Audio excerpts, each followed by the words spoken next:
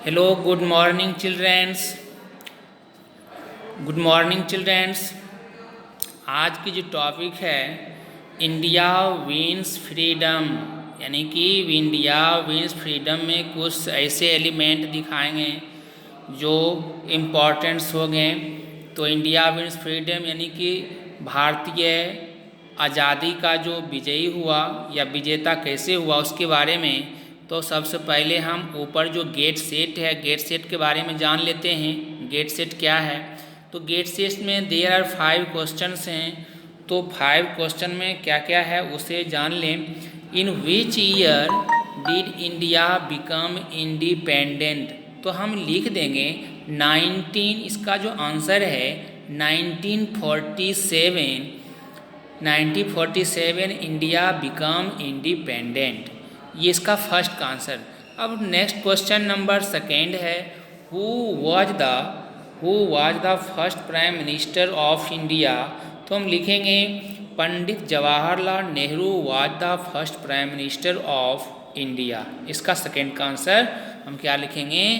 Pandit Jawaharlal Nehru was the first prime minister of India. अब हम third question देखेंगे। तो थर्ड क्वेश्चन क्या कर रहा है? Who was the first president of India, यानी who was the first president of India. तो इसका आंसर है doctor Rajendra Prasad was the first president of India. यानी कि आपका 1 का भी हो गया आंसर, सेकेंड का भी हो गया और थर्ड का भी हो गया। अब लेफ्ट कितना है? 2। तो 2 से पहले एक क्वेश्चन नंबर 4 हम जान लें। तो who compose the national anthem of India? तो who compose the national anthem of India? तो हम लिखेंगे Rabindranath Tagore compose the national anthem of India. अब लास्ट क्वेश्चन यानी कि 5th क्वेश्चन है, what is our national song? तो what is our national song कौन सा है? तो हम जानेंगे नेशनल सॉन्ग कौन सा है। आप लोग जानते होंगे नहीं? कौन सा है नेशनल सॉन्ग? नेशनल सॉन्ग के बारे में जैसे हम कह सकते हैं, नेशनल सॉन्ग शुभलाम सफलाम मलयाम शीतलाम, ये हमारे नेशनल सॉन्ग में आता है। वंदे मातरम शुभलाम सफलाम नहीं मलयाम शीतलाम, ये हमारे नेशनल सॉन्ग है। आवर नेशनल सॉन्ग कौन है? Vande Mataram is our national song. हम यहाँ क्या लिखेंगे? Vande Mataram is our national song. अब आप फिगर ये भी देख रहे हैं, फिगर ये में यानी ये फिगर जो है, तो ये फिगर में सबसे फर्स्ट में लाल बाल पाल को हम दिखा रहे हैं।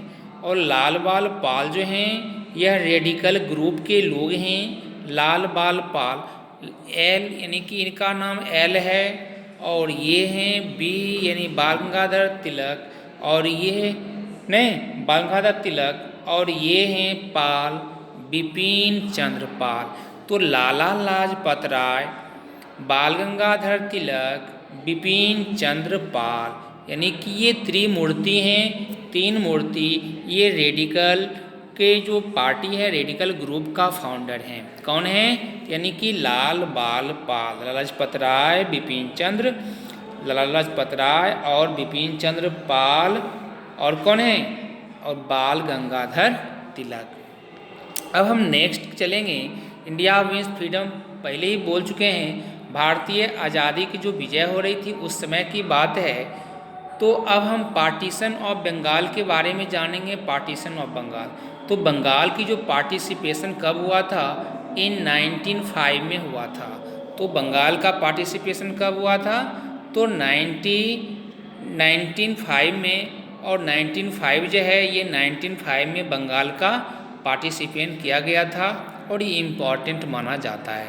ये कोई भी एग्ज़ाम का यानी कि यानी event examination very very important for अस।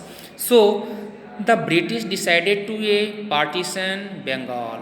तो ब्रिटिश जो है डिसाइड किया था बंगाल को यानी कि डिवाइड करना है, पार्टीशन करना है, क्योंकि कम्युनिटी के नाम पर, और कम्युनिटी में किस कम्युनिटी के लोग किस बंगाल में रहते हैं, किस साइड रहते हैं, उसके आधार पर ये लोग ने क्या किया, पार्टिसिपेशन कर दिया।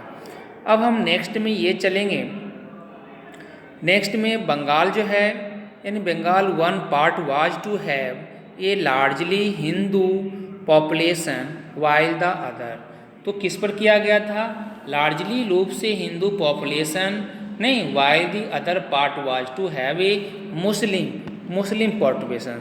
तो मुस्लिम के अपेक्षा जो है हिंदू पॉपुलेशन को अलग रखा गया, वेस्ट बंगाल में रखा गया, और जो मुस्लिम कम्युनिटी के लोग थे उन्हें ईस्टर्न बंगाल में डाल दिया गया, यानी कि ईस्टर्न बंगाल में उन्हें हटाकर रख दिया गया। अब नेक्स्ट में हम ये जानेंगे जो मेजॉरिटी है, मेजॉरिटी मीन्स क्या होती है। तो यानी कि मेजॉरिटी मीन्स होती है यानी कि लॉट्स ऑफ संख्या, यानी लॉट्स ऑफ पॉपुलेशन, जिसकी मेजॉरिटी यानी कि जिसकी संख्या अधिक रहती है उसको कहते हैं अच्छा मेजॉरिटी में है, बहुमत जिसको बोल सकते हैं, यह मेजॉरिटी जो है बहुमत।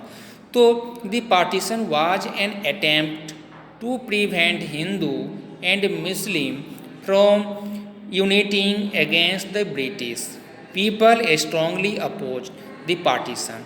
The Congress launch the swadeshi and the boycott movement. The boycott movement, तो ये हम ये कह सकते हैं जो कांग्रेस जो था लॉन्च किया swadeshi and the boycott movement, as a result the British were forced to a renewed Bengal in 1911। कब किया था, यानी कि री यूनिट किया था। री यूनिट का मतलब होता है दोबारा उसको गठन करना, री यूनिट। और कब किया, बंगाल इन 1911 में किया गया। तो यह एक एक्सप्रेशन मूवमेंट है, इसको हम एक्सप्रेशन मूवमेंट के रूप में जान सकते हैं। और नेक्स्ट में टॉपिक हम दिखा रहे हैं स्वदेशी एंड बॉयकॉट।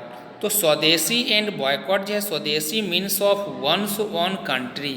स्वदेशी मीन्स क्या होता है, तो स्वदेशी मीन्स जो है वंस वो ऑन कंट्री, और the movement aim to popularise the use of goods made in India, but people were asked to boycott all foreign goods the rejected by the Indian people. They made huge bonfires of foreigner made goods and a largely to the year. A large number of women and students joined the movement. The government tried to suppress the movement to the suppress. So we can show that 1920 to 1922 launched the non-cooperation movement against the British, and 1922 started withdraw the movement sent to a prisoner. So next topic ये भी हम जानेंगे withdrawal the movement of sent to prisoners, but after this times launch the quit India movement sent to a prisoners और travel to different parts of the India spreading the message of peace. The message of peace, ये शांति का क्या था, यानी कि सूचना था, मैसेज था, शांति की ओर चलना है। यह कब किया गया था, तो 1946 से 1947 में किया गया था, एक शांति का दूत के रूप में किया गया।